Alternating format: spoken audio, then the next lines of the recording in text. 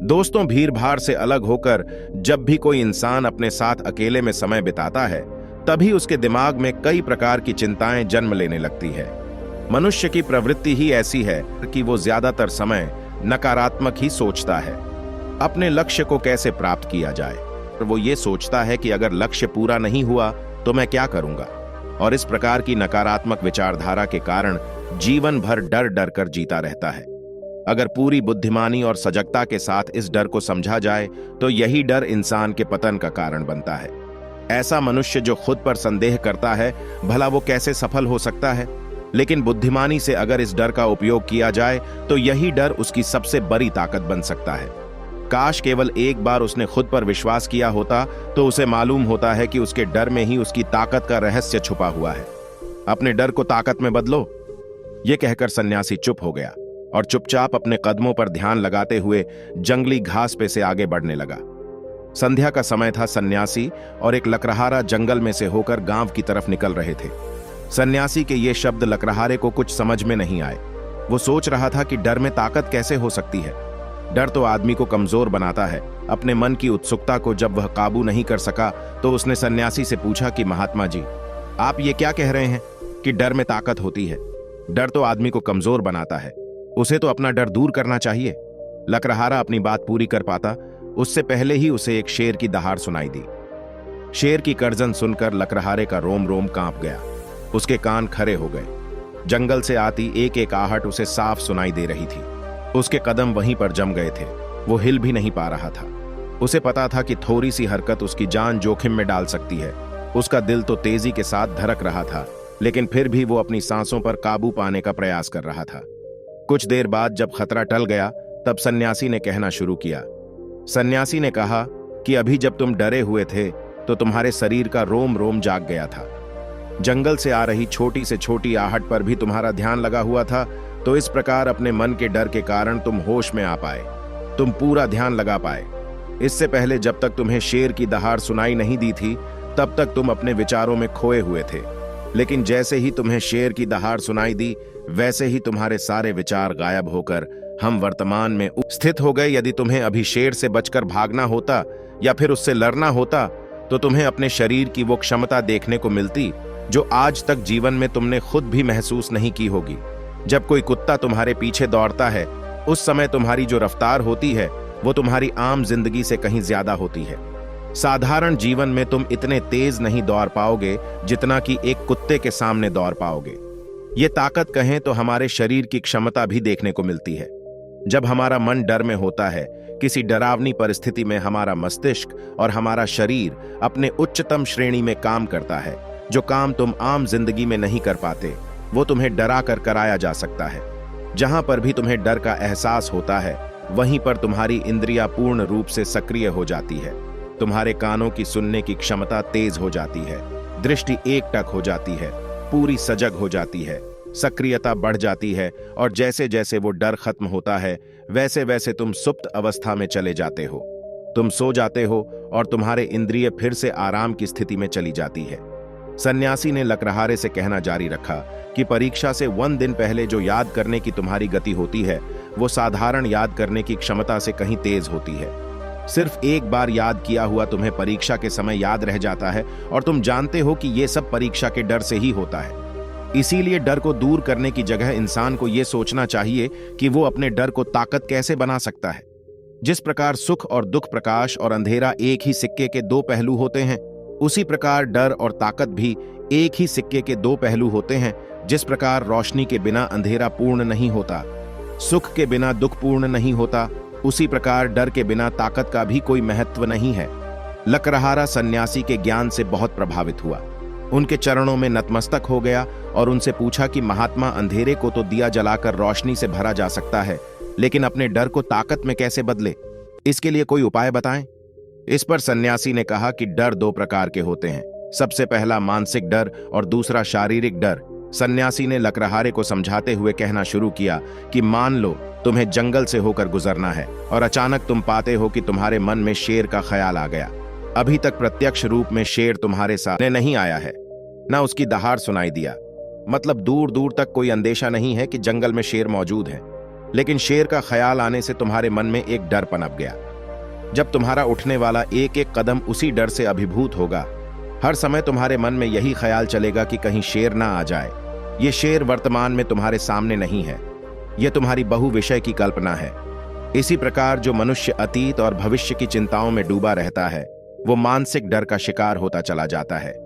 इसी विडंबना के कारण वो अपने जीवन में जीतने भी निर्णय लेता है, वो सारे मानसिक डर से ग्रसित होते हैं। इसीलिए ज्यादातर मनुष्य पूर्ण रूप से अपने निर्णय पर भरोसा नहीं कर पाते हैं, और यही निर्णय या फिर फैसले जो आते मन से लिए जाते हैं, मनुष्य के कार्य को पूरा नहीं होने देते। लेकिन यह भी सत्य है कि मानसिक डर के कारण ही इंसान अपनी तैयारी पूरी करता है। अगर तुम्हारे मन में शेर का ख्याल नहीं आएगा तो तुम शेर से सुरक्षा के लिए कोई भी कदम नहीं उठाओगे। लेकिन अगर तुम्हें शेर का ख्याल आ गया तो तुम उससे सुरक्षा के लिए कोई ना कोई तरीका जरूर अपनाओगे।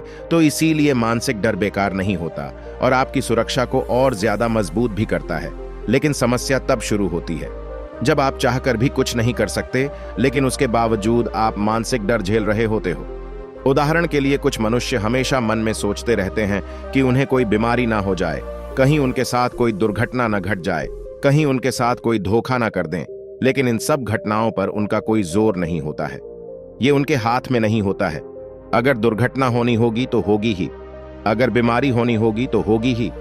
अच्छा खान पान और अच्छी दिनचर्या का पालन करने के बाद भी अगर कोई मनुष्य बीमार हो जाता है तो ये उसके नियंत्रण की बात है। अपनी तरफ से उसने पूरी कोशिश की और यही उसका कर्तव्य था, उसमें कोई कुछ क्या कर सकता है। जो घटनाएं इंसान की पहुंच से परे होती है वो उनसे भी परेशान होते रहता है, उनसे भी उसका मन घबराता रहता है, और यही मानसिक डर उसके पतन का कारण बनता है। और यही मानसिक डर अगर सही तरीके से इस्तेमाल किया जाए तो मनुष्य समझदार और अनुभवी कहलाएगा। जो इंसान ये सोचता है कि कांटे सिर्फ दर्द देने के लिए ही बने हैं, वो ये भूल जाता है कि कांटे ही फूलों की रक्षा करते हैं। इसी प्रकार एक ज्ञानी मनुष्य किसी भी चीज का उपयोग अपने सकारात्मक तरीके से कर सकता है, लेकिन एक अज्ञानी मनुष्य है अपनी अज्ञानतावश उन चीजों को भी छोड़ देता है जो उसके लिए उपयोगी होती है। विवेकशील मनुष्य फेंके गए पत्थरों का भी महल खड़ा कर लेता है, लेकिन एक अज्ञानी मनुष्य उन पत्थरों को दूसरों पर फेंकता रहता है। अगर किसी मनुष्य को अपने मानसिक डर को ताकत में बदलना है तो उसके कुछ नियम हैं, कुछ उपाय है। सबसे पहला उपाय अपने विचारों का निरीक्षण। अगर हम अपने जीवन में अपने विचारों का निरीक्षण करेंगे तो हम पाएंगे कि ज्यादातर विचार हमारे काल्पनिक होते हैं, और इसीलिए जो डर उन विचारों के कारण पनपता है वो भी काल्पनिक होता है।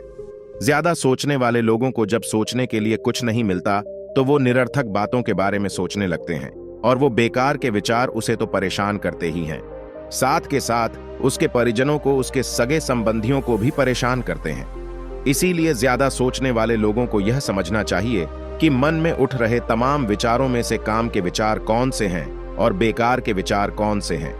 जो निरर्थक विचार हो उन्हें दूर करते जाओ, और जो सार्थक विचार हो उनको गहराई से सोचना शुरू करो। तभी तुम्हारी समस्याओं के, तुम्हारी उलझनों के उपाय निकलेंगे। मानसिक डर को दूर करने का दूसरा उपाय है उसका सामना करना। इसका मतलब यह नहीं है कि तुम शेर के सामने जाकर खड़े हो जाओ, बल्कि इसका मतलब यह है कि पूर्ण सुरक्षा के साथ तुम जंगल में जा रहे हो। यदि जंगल में जाना बहुत आवश्यक है तो तुम शेर के डर से अपने घर पर नहीं बैठ सकते हो। इसी प्रकार मनुष्य के जीवन में बहुत सारे डर होते हैं, जैसे कि परीक्षा का डर, लक्ष्य ना पाने का डर, झूठ बोलने का डर, सच के पता लग जाने का डर, अपनों को खो देने का डर, दुर्घटना हो जाने का डर। लेकिन जैसे जैसे समय के साथ इन डर का सामना किया जाता है वैसे वैसे में डर जीवन से दूर होते चले जाते हैं। अगर तुम इनसे बचने का प्रयास करते हो तो ये जीवन भर तुम्हें सताते रहेंगे। ये तभी दूर हो सकते हैं जब तुम इनका सामना करो। कुछ लोगों को तो दूसरों के सामने खुलकर बात करने में भी डर लगता है। ऐसे लोगों को अनजान लोगों से बात करनी चाहिए। जितना ही वो लोगों से बात करेंगे उतना ही उनके मन का डर दूर होता जाएगा। मानसिक डर को ताकत में बदलने का तीसरा उपाय है अपने डर को स्वीकार करना। बहुत से लोग अपने जीवन में अपने डर को स्वीकार ही नहीं कर पाते। अगर आप उनसे पूछेंगे कि उन्हें किस चीज से डर लगता है तो वह साफ इनकार कर देंगे कि उन्हें किसी चीज से कोई डर नहीं लगता। लेकिन दूसरों की नजरों में ऊंचा उठने के लिए यह झूठ उन्हें बहुत महंगा पड़ता है। अगर वो अपने डर को स्वीकार करना नहीं सीखेंगे तो वो जीवन भर उस डर से मुक्त नहीं हो पाएगा। इसीलिए समझदारी इसी में है कि अपने डर को स्वीकार कर लिया जाए। अगर आपको किसी चीज से डर लगता है तो किसी से शर्माने की या झिझकने की जरूरत नहीं है। हर मनुष्य को, हर इंसान को किसी न किसी चीज से डर लगता ही है, और आप पाएंगे कि जैसे ही आप अपने डर को स्वीकार करते हैं, वैसे ही आपका डर खत्म होना शुरू हो जाता है। और जितना ही आप अपने डर को छुपाने की कोशिश करेंगे, आपका डर उतना ही मजबूत होता चला जाता है। ये सारे तरीके तुम्हारे मानसिक डर को दूर कर सकते हैं, लेकिन शारीरिक डर को दूर करने के लिए तुम्हें दूसरे तरीके अपनाने होंगे। सबसे पहले ये समझो कि शारीरिक डर कौन सा होता है। मान लो तुम किसी जंगल से गुजर रहे हो और अचानक तुम्हारे सामने शेर आ जाता है। तुमने पहले नहीं सोचा था कि शेर तुम्हारे सामने आ सकता है, लेकिन जब वो तुम्हारे सामने आता है तो तुम्हारी सारी शारीरिक गतिविधि शिथिल हो जाती है, तुम्हारी सांसें अटक जाती हैं, मस्तिष्क काम करना बंद कर देता है और तुम्हारा दिल तेजी के साथ धड़कने लगता है। तो इसीलिए जब बिना सोची बात हमारे साथ घटित होती है तो हमारा शरीर उस डर को महसूस कर पाता है और वही शारीरिक डर कहलाता है। ऐसे समय में शारीरिक डर को दूर करने के कुछ उपाय हैं, कुछ तरीके हैं। सबसे पहला उपाय तो यही है कि अपने ऊपर संयम रखें। जब किसी मनुष्य के साथ बिन सोची बात घटती है तो सबसे पहले उसका संयम टूट जाता है, और संयम टूटने के साथ उसका मस्तिष्क काम करना बंद कर देता है, और इसी वजह से सोचने और समझने की प्रक्रिया भी रुक जाती है, क्योंकि हमारा शरीर उसी प्रकार कार्य करेगा जिस प्रकार हमारा मस्तिष्क उसे निर्देश देगा। अगर मस्तिष्क की सोचने समझने की शक्ति खत्म हो गई तो हमारा शरीर भी शिथिल हो जाता है। तो इसीलिए अगर कठिन समय में मनुष्य अपने ऊपर संयम रखता है तो उसका मस्तिष्क सही तरीके से काम करता है और सही निर्णय लेकर उस परिस्थिति से तत्काल बाहर आ सकता है।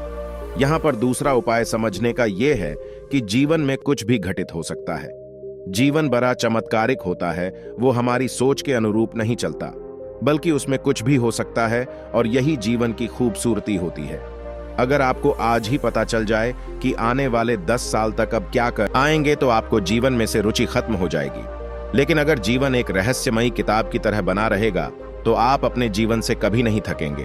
आपका जीवन आपको आश्चर्यचकित करता रहेगा। इसीलिए यह समझो कि जीवन में कुछ भी घटित हो सकता है, तुम्हारी सोच से बड़े भी घटित हो सकता है। इसीलिए कुछ अनुमान लगा लेना। इसी सोच को लेकर सन्यासी ने अपनी बात खत्म करते हुए कहा कि इन तरीकों से तुम अपने मानसिक और शारीरिक डर को दूर कर सकते हो और आनंद से भरा हुआ जीवन जी सकते हो। तो दोस्तों, अगर आपको यह वीडियो अच्छी लगी हो तो हमारे वीडियो को लाइक करें और हमारे चैनल अच्छा ज्ञान को सब्सक्राइब जरूर करें और कमेंट में नमः बुधाय जरूर लिखें। धन्यवाद।